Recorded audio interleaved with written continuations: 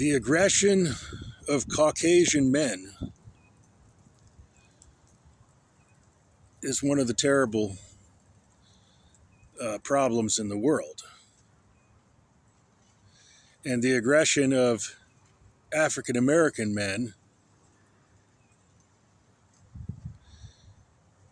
very often is even worse than the aggression of Caucasian men.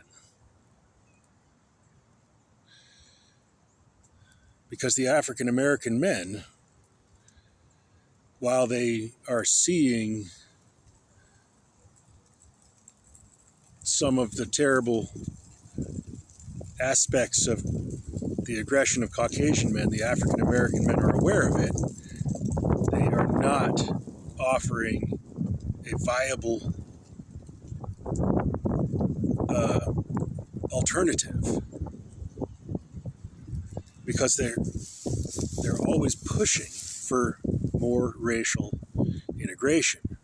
And the only way African American men could offer a viable alternative to Caucasian men's aggression is if the African American men would say just one thing. And this is what I want all of my male descendants who are African American to repeat. We demand the freedom to self-segregate into enclaves of our own. We demand the freedom to self-segregate. And if they don't say that, they're part of the problem, not part of the solution. Because male aggression is being exacerbated and worsened by a global requirement of forced racial integration. So Africans in Africa can gain from the freedom to self-segregate, to keep their racial heritage purely black without Caucasian genetics, which are very different. And the mustache and the beard is actually very controversial, and in the long term can be voted down in the next 100,000 years or the next million years. The mustache especially can be voted down by a global majority who says that is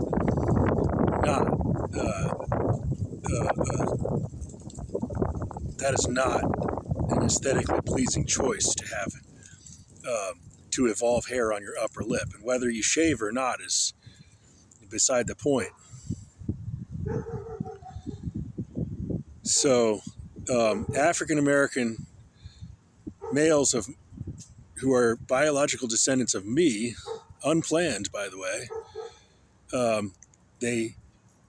I would advise them to demand the freedom that everyone has, the freedom to self-segregate, and have some self-confidence that they could have a good life or a better life in a enclave which was African American instead of racially integrated, where they could go and be among people of their own race.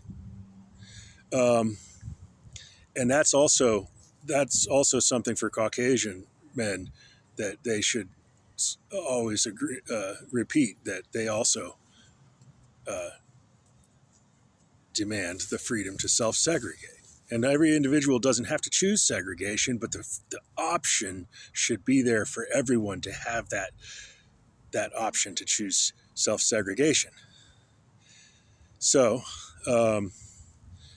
also, well, I said one thing that might be too harsh for my descendants who are biological descendants who are African American males. Maybe I said something too harsh, that they should say they should swear under oath that they want only one child, because they're never going to be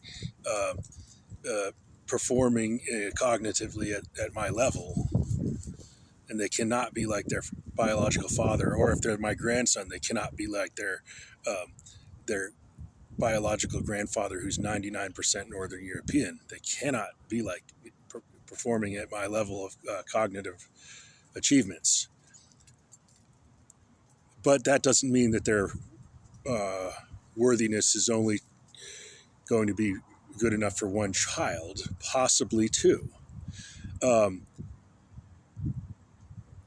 But they have one obligation. They have to demand the freedom to self-segregate. They must demand that freedom to exist. Even if they're not going to plan on choosing that freedom and they prefer the integrated society, they have to demand the freedom that everyone has the freedom to self-segregate.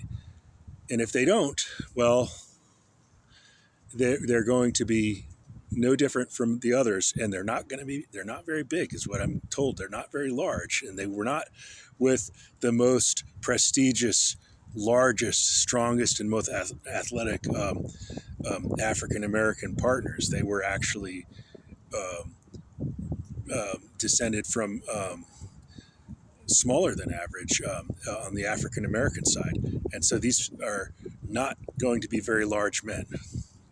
And as for the daughters of African American heritage, I would suggest they should breed with Pacific Asian men,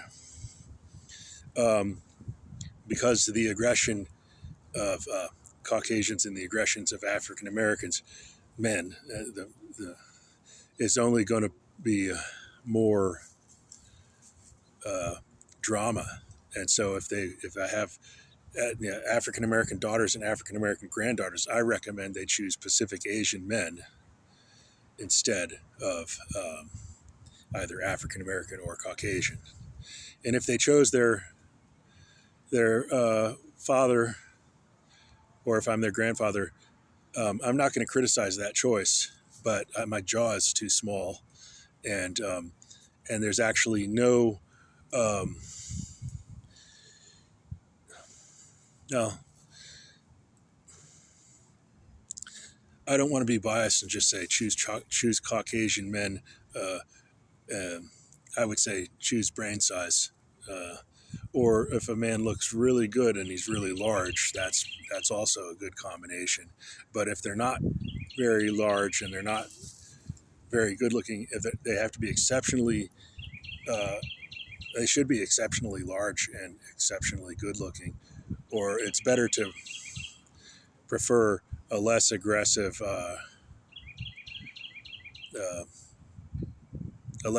society. The men of a less aggressive society are they don't have as much bad karma as the Caucasian men and the African American men have. Okay, I guess that's a long-winded video, and I'm always getting slowed down with too much digression into things that I haven't really made a prepared statement on, or haven't written about it beforehand. I guess I got to cut this video off before it gets too long.